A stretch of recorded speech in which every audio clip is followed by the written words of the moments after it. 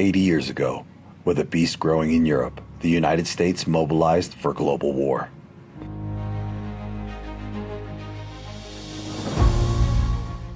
For this kind of war, the entire nation was required. The country looked to units who had fought with valor in World War I, asking them to reorganize for another fight. One of them, the 4th Infantry Division, a legendary fighting force that beat back the Germans in critical moments of that earlier war, had long been disbanded. Now, they would form again for a new fight. The 4th Infantry Division would be needed for a daring operation, as the Allied powers, the United States, France, and Britain, prepared for a fight in Europe. They knew a cross-channel invasion of enormous armies into Nazi-occupied France would be necessary. No combat operation of this size, scale, and complexity had ever been attempted in world history.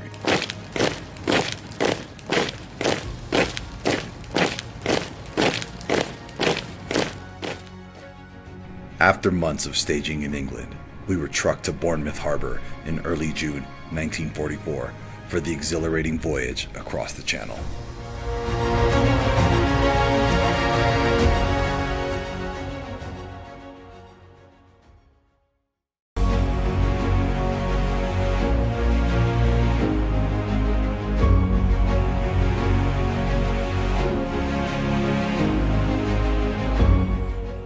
The night of June 5th, we moved all night, getting into position at 0200 hours for the invasion.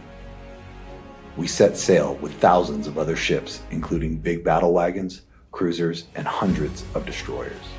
Assault boats and invasion barges launched directly from the decks of the ships that brought them to England.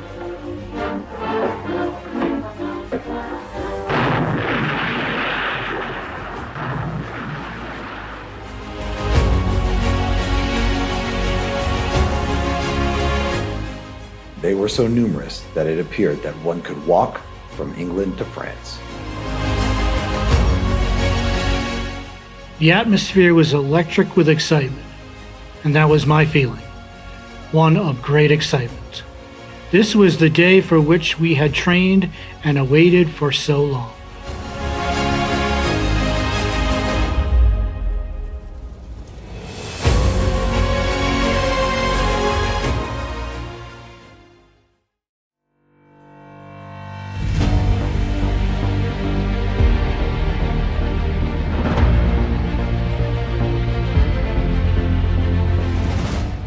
In the morning hours of June 6, 1944, we boarded Higgins boats that were equipped with Bangalore torpedoes, satchel charges, and wire cutters.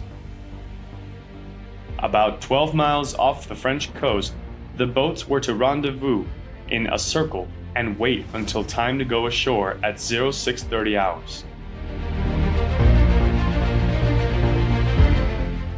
We circled for about an hour, and then in a line, we headed for the beach.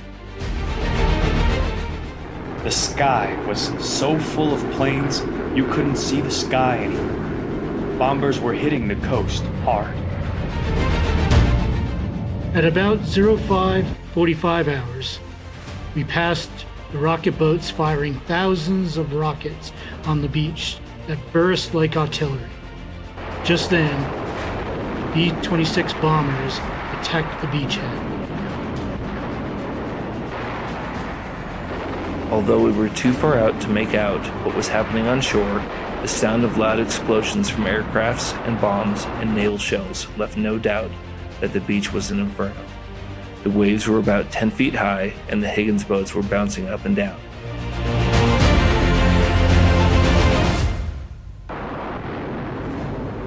By 0600 hours, the battleships, cruisers, and destroyers were delivering their fire on the beach. It was an impressive sight, and we hoped their fire would destroy the enemy's strongpoints and make our landing easier.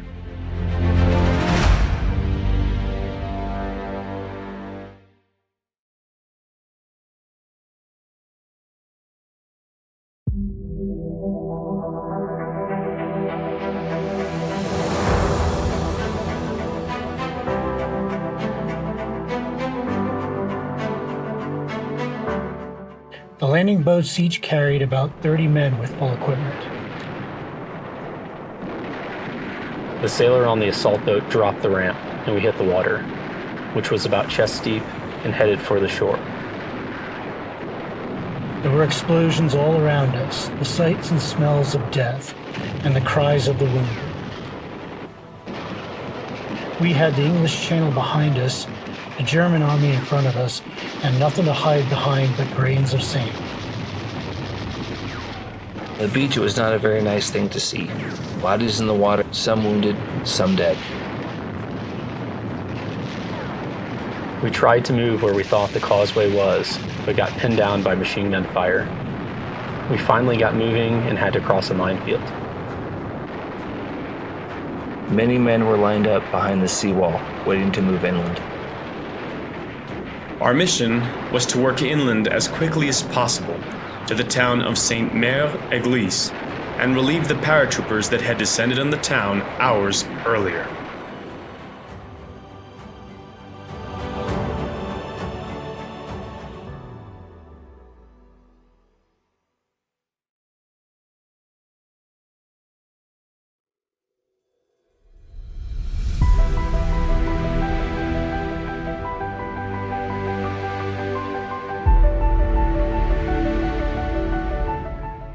In the early part of June, we were restricted to camp and spent every day studying a sand table model, set up to exactly resemble the area where we were to land in Normandy.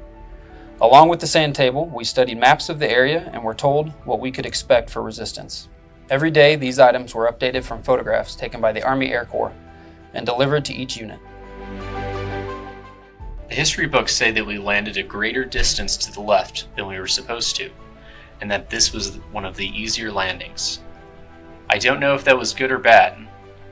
It did not seem good at the time.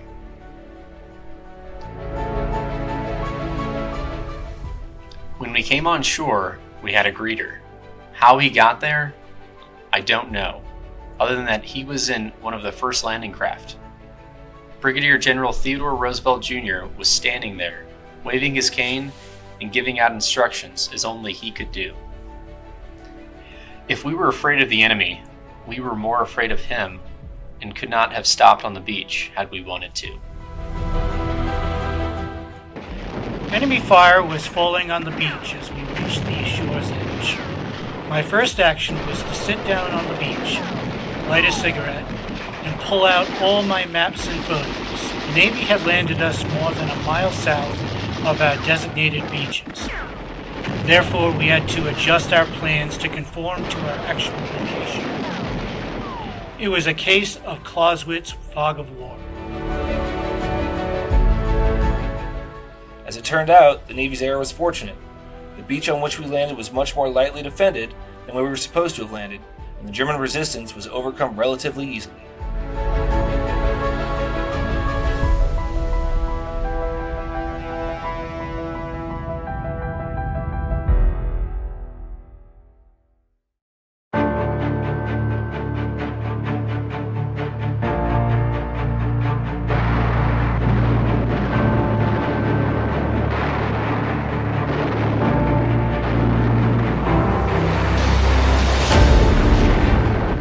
I started for the seawall to start setting the dynamite to breach the wall when an engineer told me to wait.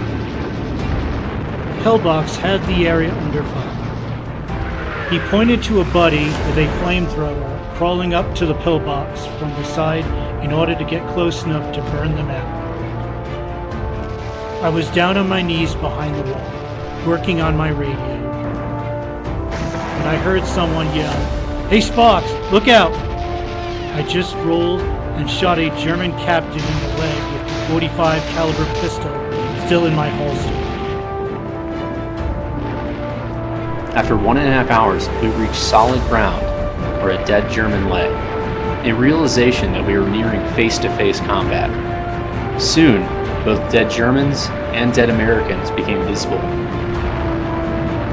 Though we did our job with little effort, we still hadn't decisively engaged the enemy.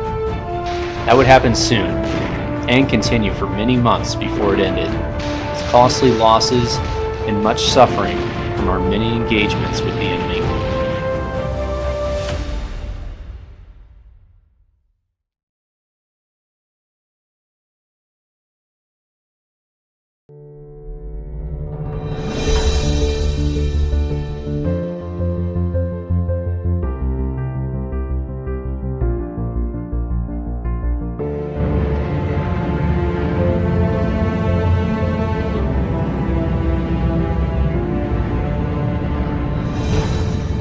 My memory is faded, but I can still see the tracer bullets streaking through the sky on the night and early morning of D-Day.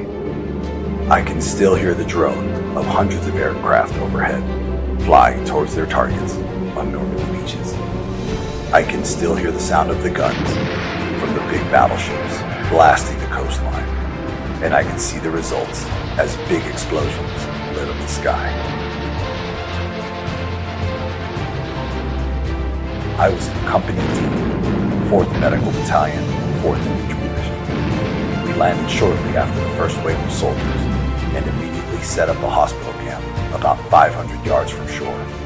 That was the beginning.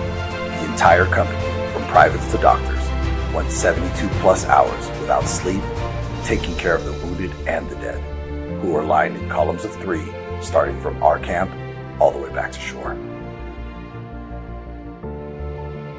These wounded included not only the 4th Infantry Division soldiers, but also paratroopers from the 82nd and 101st Airborne, and even some German soldiers. Most survived and were evacuated on the same landing crafts that brought us in. However, some died before the doctors could get to them.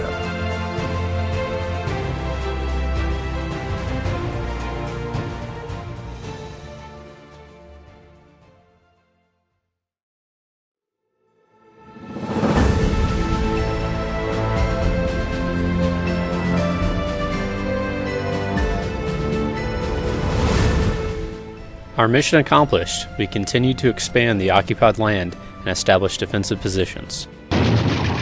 The troops pushed inland quickly. One immediate objective was to reach isolated 82nd Airborne paratroopers who controlled a beachhead artery at St. Mary-Glisse, 6 miles away. Later that afternoon, we dug foxholes in a church cemetery on the north side of St. Mary-Glisse and set up defensive positions for the night. We stayed that night in our 2-man foxhole, 1 man at a time staying awake. We were not fired on overnight. The 4th Infantry Division troops handed all their German prisoners over to the paratroopers who had done their mission for the day and were headed back to the beach. By the end of the second day, the 4th had carried out its first critical assignment. We had a beachhead. Now we needed a port.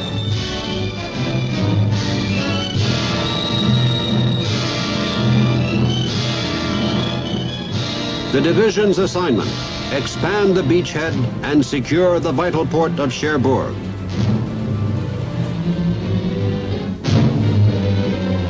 Now it was bitter going.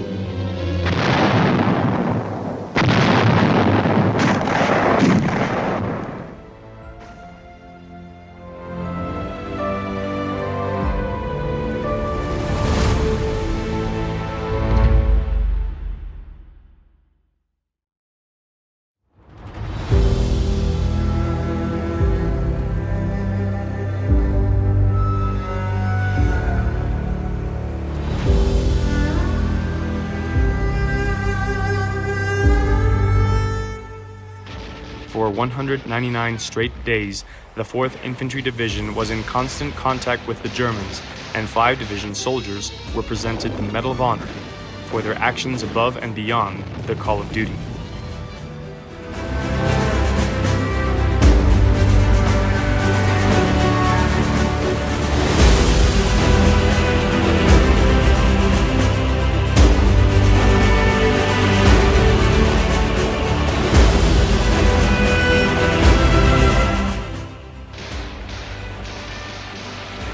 My country owes me nothing. It called, and like millions of others, I answered.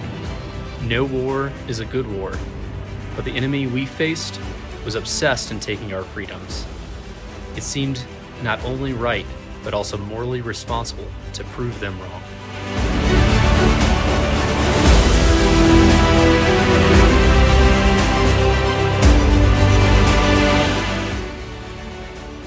Between Utah Beach and the end of hostilities, there would be many longest days. Many of our men would lie in military cemeteries in Europe or in the United States if their next of kin chose to bring them home. If they could speak, they would thank you for remembering them and ask us to not forget the price that was paid. Their legacies cries out freedom is not free.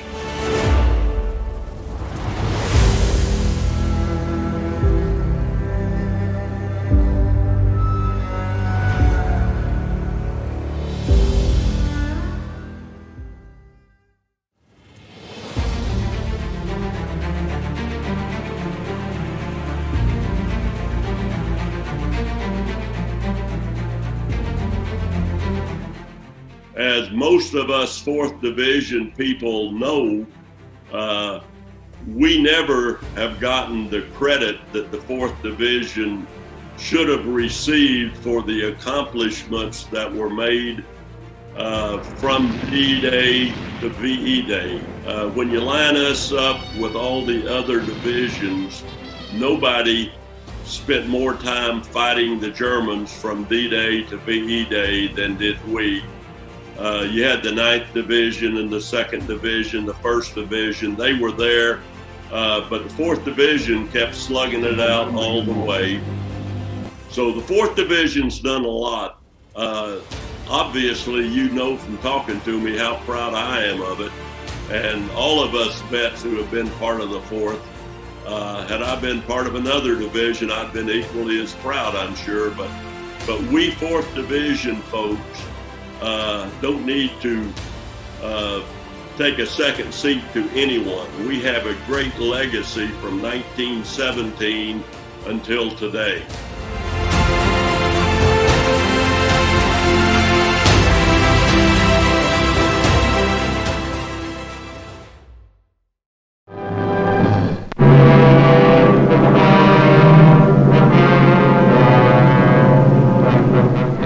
General Dwight D. Eisenhower and his deputy commanders chart the liberation of a lost continent, plan when and where the mighty armies of the United Nations will strike. Today, northern France is that battleground.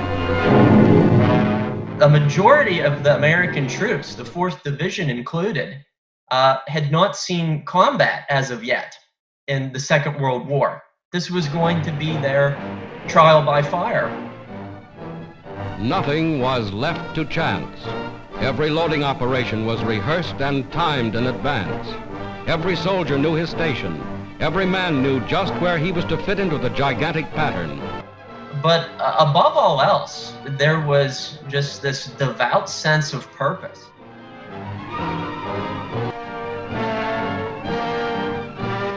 Every jeep, every tank, every piece of mobile equipment was assigned its place in the grand strategy of attack.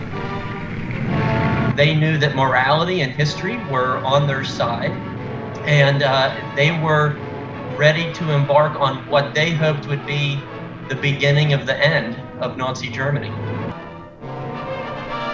Then on the 5th day of June 1944, just as you see them here, a fleet of more than 4,000 ships put out from England. This was D-Day. Soldiers, sailors, and airmen of the Allied Expeditionary Force, you are about to embark upon the great crusade toward which we have striven these many months. The eyes of the world are upon you. We will accept nothing less than full victory. Good luck, and let us all beseech the blessing of Almighty God upon this great and noble undertaking.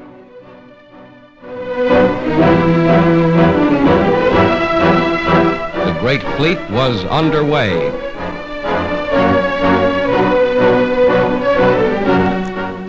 Early morning hours of June 6, 1944, found me on a troop ship with the rest of my company headed for the beaches of Normandy, France.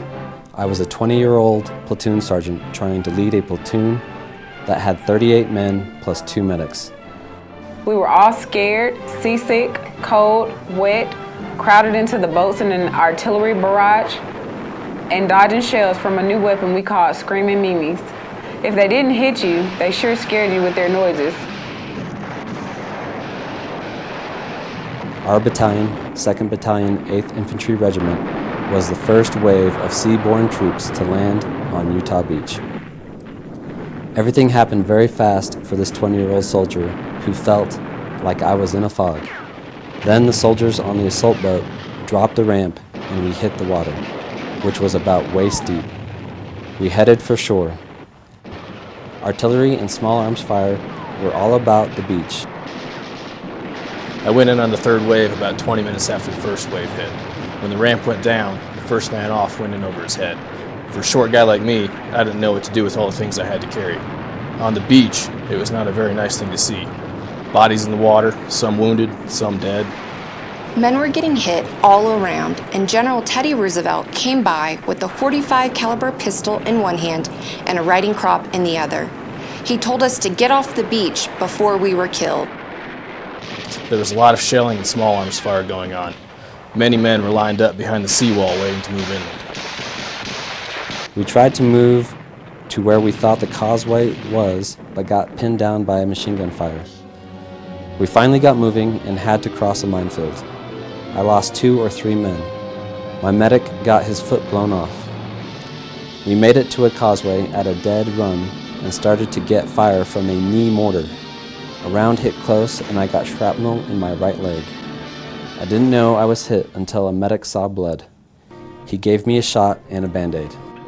They had been practicing, of course, with aerial reconnaissance. They got new pictures almost every day of what the beaches they were going to hit looked like. What happened on D-Day was one of the Navy control ships hit a mine and sank, and the tide was such that it swept them to the left. So they hit 2,000 yards off of where they were supposed to hit. So when they came ashore with the first wave, which was 2nd of the 8th Infantry with Teddy Roosevelt, his famous comment was, well, we'll start the war from here. Interestingly, it was probably a good thing because where they planned to hit was more heavily defended than where they actually did hit. If you look at the statistics from D-Day, 4th Division lost 199, 197 killed in action on D-Day, and in comparison to the airborne troops and Omaha Beach, that was very, very short, very small. However, the month of June, the 4th Division had more casualties than anybody because they had quite a bloody fight all the way up the peninsula to liberate Cherbourg. But probably missing the beach they were supposed to hit was a godsend.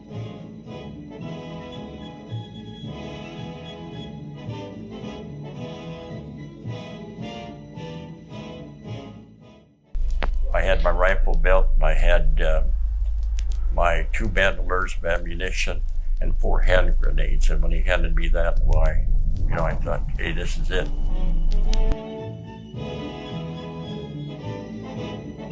I was no hero, believe me. I was a buck-ass private at that time, and I just didn't think I was going to make it. And I think a lot of us felt that way.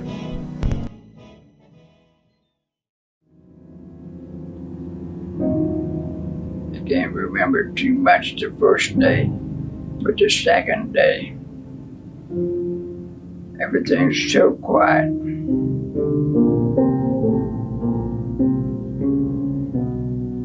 Just like a storm coming up, everything's quiet. And almost everything tore loose. Man, we lost half our outfit, including the captain, our company commander. We had a lot of officers, and after that second day, you couldn't find an officer. And every day, we did the same thing over again.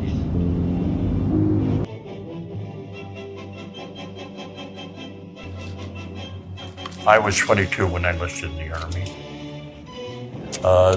They were all young kids in their 20s. In fact, anybody that was 25 or 30 was old to us. It was a job that we didn't want to do, but we had to do it. Following orders was probably the most important thing. I learned how to follow orders, and I did exactly what I was told to do.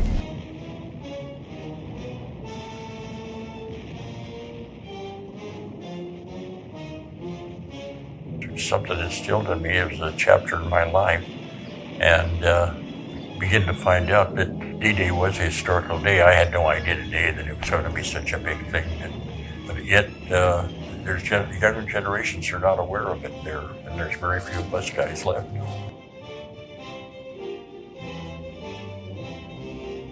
I was no hero. The real heroes are those guys that didn't make it or are still buried over there or buried here in the States. I honor them, but I sure don't honor war.